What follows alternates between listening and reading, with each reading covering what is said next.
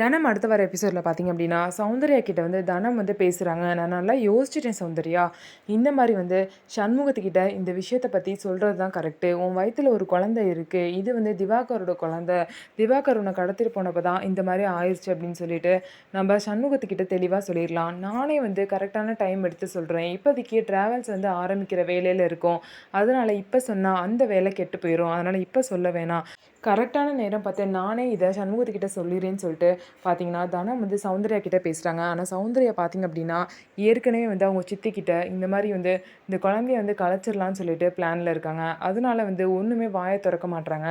இதுக்கப்புறம் பார்த்தீங்க அப்படின்னா என்ன பண்ணுறாங்க அப்படின்னா அவங்க வந்து சரி சொல்லு, சரின்னு சொல்லு அப்படின்னு சொல்லிட்டு சௌந்தர்யோட சித்தி சொல்கிறாங்க. அதனால அவங்களும் பார்த்தீங்க அப்படின்னா தனத்துக்கிட்ட சரி அப்படிங்கிற மாதிரி சொல்லிட்டாங்க. ஆனால் தனத்துக்கு தெரியாமல் இவங்க என்ன வேலை பண்ண போகிறாங்கன்னு சொல்லிட்டு வெயிட் பண்ணி பார்க்கலாம்.